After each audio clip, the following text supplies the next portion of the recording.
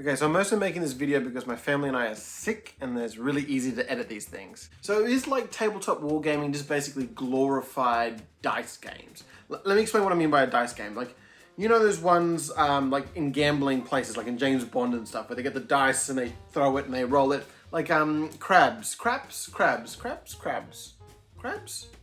I think it's a British American thing. Anyway, in crabs, you take these little token things, which are sort of abstracted values of some sort. You place them onto a special play arena. You throw a dice, and depending what number you get on that dice, you win. Hooray! Is that what we just do when we play war games? Well, to be crude, yes. And before you start saying, no, that'd be ridiculous, I want you to think about some of those best, like, tabletop wargaming channels out there on YouTube. People like, I don't know, Ash from Guerrilla Games or Martin from Seventh Son. Little War TV. I mean, really good, entertaining either Let's Plays or after action battle report things. Beautifully painted miniatures, wonderfully designed scenery and terrain.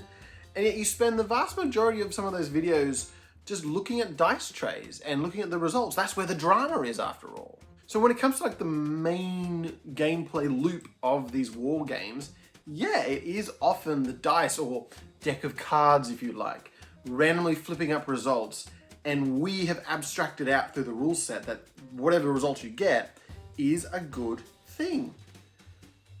But of course we know it's not like that. It's not like those like craps or crabs. It's not just a dice game, it's something else. We get something else from these war games, even if it's something that is akin to the feeling you get when you're gambling. What do you get from gambling? Debts. And hopefully money. That's usually the goal that you try to get when you're playing wargaming, gambling.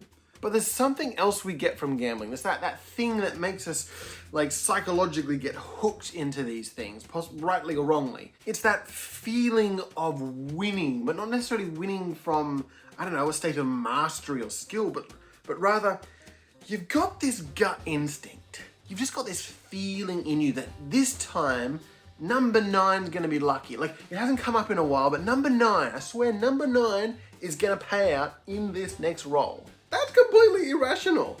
Every time you roll the dice, there's an equal number of chance of getting like a 9 as any other roll. As in any other roll, you get what I mean. But on that off chance, and it is off chance, that you do succeed, that number 9 does come up, you just feel elated that your gut instinct was paid off. You feel great. And you remember that one time it paid off and all the other times your gut instinct just completely led you astray. And as I said, it's irrational. It's actually completely insane that people believe that this sort of luck is a thing. And there is an element of this in tabletop wargaming, but it's more different than that. It's more refined. Yes, there is your gut instinct involved in some of the decisions you play in these war games, but they're only just one part of something I'd like to call a ruse. You know, a ruse, a cunning plan, a witty stratagem, something that any armchair tactician would know. Yes, if I just try this, if I just use the soldiers on the right here, and if they're able to distract for long enough, I can then have a free hand on the left flank, get around, and I'll be able to take out my enemy. That's a ruse, a cunning plan, as certain Blackadder characters would once say.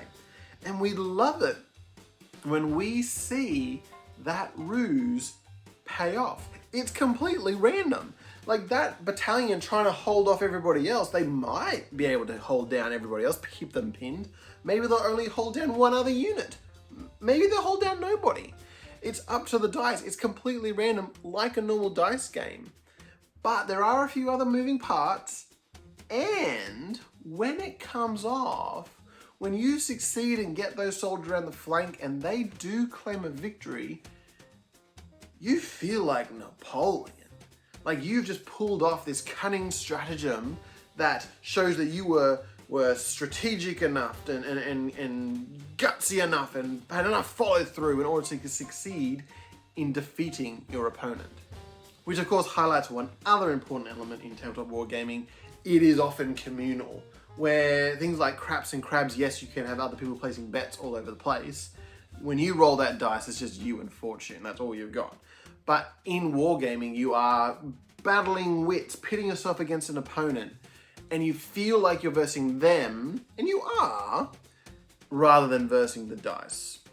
But nonetheless, you're both technically versing the dice. And as I said, when it pulls off, your cunning ruse succeeds, then it's more than just getting that little endorphin hit because your gut instinct just happened to be right by sheer luck.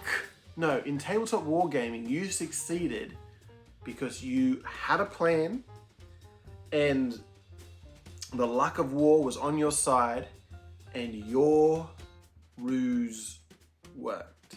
You're Julius Caesar, baby. The die was cast and it was in your favor. Thank you so much if you watched to the end.